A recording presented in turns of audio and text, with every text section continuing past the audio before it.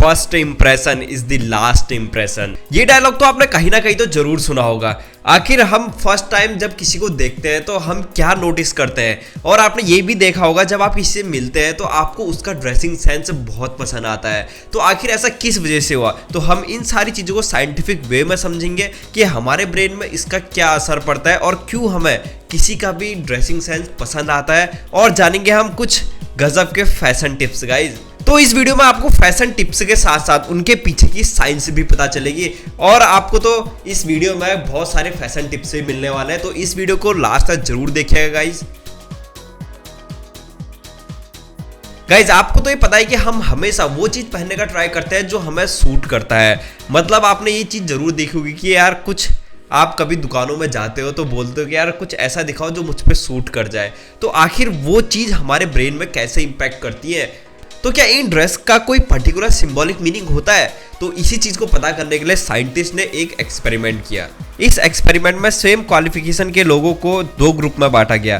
पहले ग्रुप को ये कहा गया कि आप डॉक्टर का कोट पहनिए, और दूसरे ग्रुप को ये कहा गया कि आप एक पेंटर का कोट पहनिए, और उन सब लोगों ने वैसा ही किया। उसके बाद उन दोनों ग्रुप को कोई छोटे छोटे काम दे दिए गए, और फिर बाद में साइंटिस्ट ने जब अपना एनालिसिस स्टार्ट किया, उन्हें ये पता चला कि जिन लोगों ने डॉक्टर का कोट पहना था वो लोग ज़्यादा फोकस थे एज कम्पेयर टू जिन्होंने पेंटर का कोट पहना था। तो आखिर ऐसा हुआ कैसे? सिर्फ ड्रेस चेंज होने से आखिर इतना ब्रेन में फर्क कैसे पड़ रहा है? तो साइंटिस्ट ने इस इफेक्ट को इनक्लोथ कॉग्निशन का नाम दिया। अब ये इनक्लोथ कॉग्निशन सिर्फ डॉक्टर के केस में ही अप्लाई नहीं होता है, ये बहुत सारे केसेस में भी अप्लाई होता है, और आप इसे खुद भी एक्सपेरिमेंट कर सकते हैं। जैसे मान लीजिए आप एक नॉर्मल इंसान है और आपको पुलिस की ड्रेस पहनाई जाती है, तो आप ये नोटिस करेंगे कि आपका कॉन्फिडेंस लेवल पहले से काफ़ी बढ़ चुका है। या फिर आप एक नॉर्मल इंसान है या आपको फायर फाइटर्स की ड्रेस पहनाई जाती है या एक सोल्जर की ड्रेस पहनाई जाती है, तो आप अपने कॉन्फिडेंस लेवल को वहाँ पर नोटिस जरूर करिएगा, वो पहले से ज़रूर बड़ा होगा। तो इनक्लोथ कॉग्निशन ही है गाइज, क्योंकि हमारे दिमाग में पहले से ही ये बात फीड हो चुकी है कि ये जो ड्रेस है इनका कोई सिंबॉलिक मीनिंग भी होता है, और इन्हें कोई पर्टिकुलर प्रोफेशन वाले लोग ही पहनते हैं, जिसकी वजह से हमारा ब्रेन उस प्रोफेशन के अकॉर्डिंग ही सोचने लगता है, जिसे साइंटिस्ट ने इनक्लोथ कॉग्निशन नाम दिया। अब यहाँ पर मैं सिर्फ कुछ लोगों की ही बात नहीं करूंगा, मतलब एवरेज हम सब इंसान को लेके चलेंगे। कुछ लोग ऐसे होते हैं जो सिंपलिसिटी दिखाने के लिए नॉर्मल ड्रेस पहनते हैं, जैसे एक टी शर्ट पहन लेंगे या पैंट लोवर कुछ भी पहन लेंगे, और कुछ होते हैं जो प्रोफेशनल दिखाने के लिए सूट पैंट हर चीज़ पहनते हैं। अब मेन चीज़ ये आती है कि हम प्रोफेशनल दिखने के लिए हम सूट ही क्यों पहनते हैं, मतलब टाई पैंट ये ही क्यों पहनते हैं?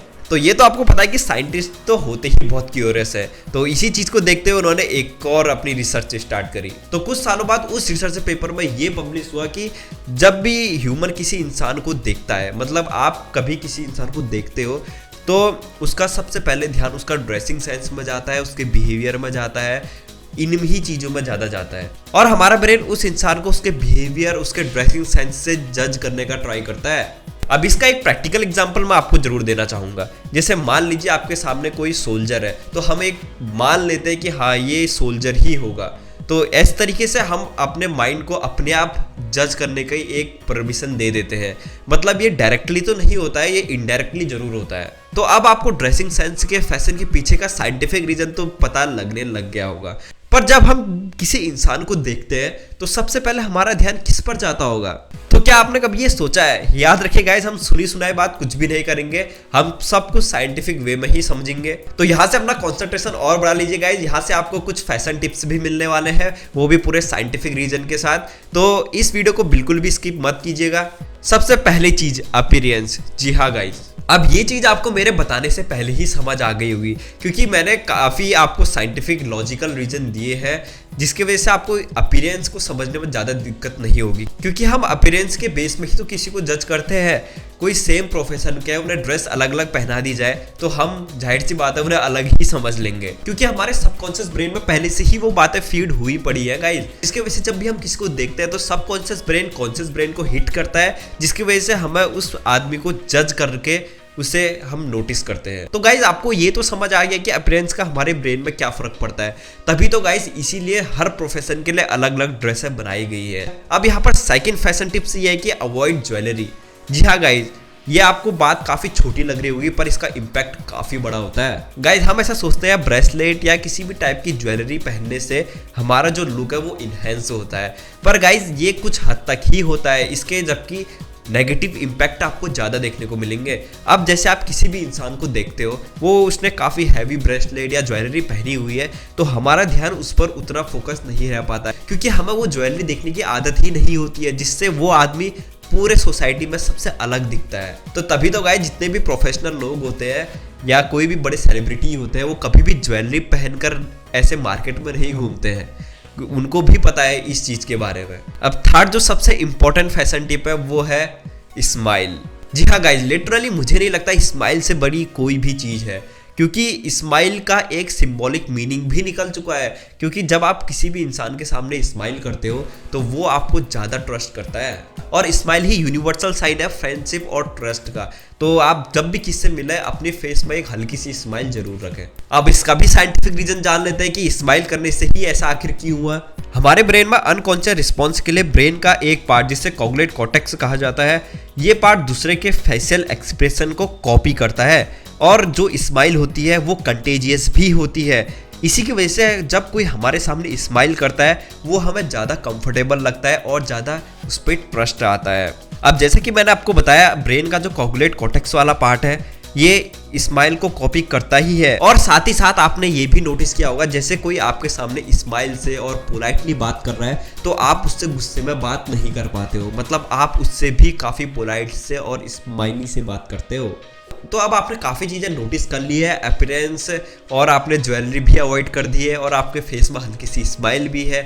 अब फोर्थ चीज़ जो हम क्या नोटिस करते हैं, अब अगली चीज हम ये नोटिस करते हैं कि हम है उसका बिहेवियर, यानी उसमें आता है हैंडशेक। जी हाँ गाइज, हैंडशेक के बारे में दी जर्नल ऑफ कॉग्निटिव न्यूरोसाइंस में ये पब्लिश हुआ कि हैंडशेक एक ट्रस्ट दिलाता है। मतलब आप जब भी किसी को हैंडशेक करते हैं तो उस इंसान को आप पे जल्दी ट्रस्ट होता है।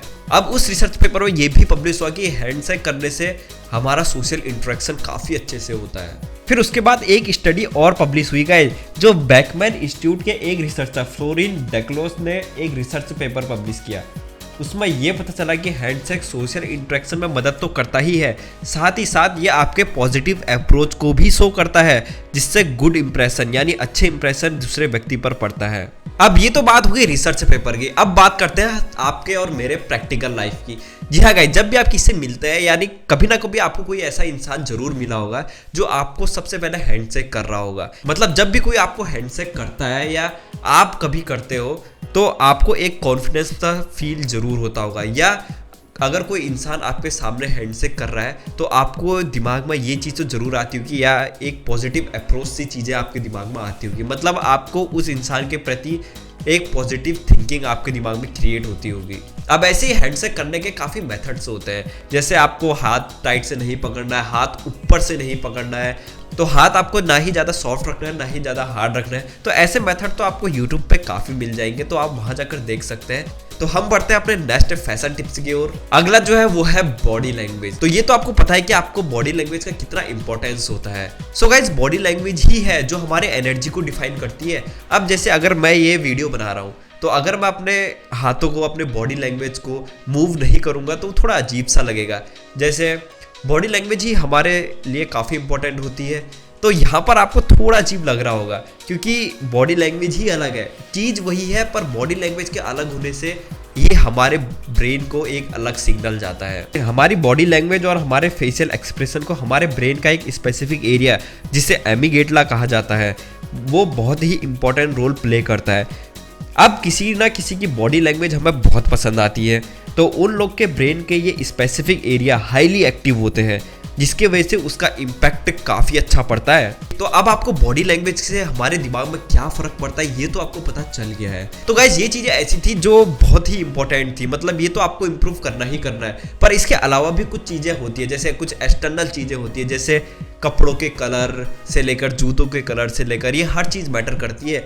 अब जैसे कपड़ों के, अगर आप लाल पहन के जाओगे या रेड कलर पहन के जाओगे तो वो थोड़ा ऑड सा लगता है, क्योंकि वो एक अलग टाइप का सिग्नल देता है। तो तभी तो गाइस, जब भी आपको किसी का ड्रेसिंग सेंस पसंद आता है, किसी के कपड़े पसंद आते हैं, तो वो आपको उसका कलर इम्पैक्ट करता है। मतलब उसका कलर ही सबसे इंपॉर्टेंट रोल प्ले करता है।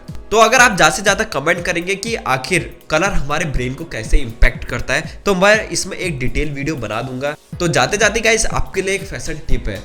जब भी आप कोई भी ड्रेस पहनते हो, चाहे कुछ भी हो, तो सबसे पहली चीज अपने शूज मतलब अपने जूतों को सबसे ज्यादा क्लीन रखिए, क्योंकि जो हमारा सबकॉन्शियस ब्रेन है वो सबसे पहला ध्यान आपके जूतों पर ही देता है।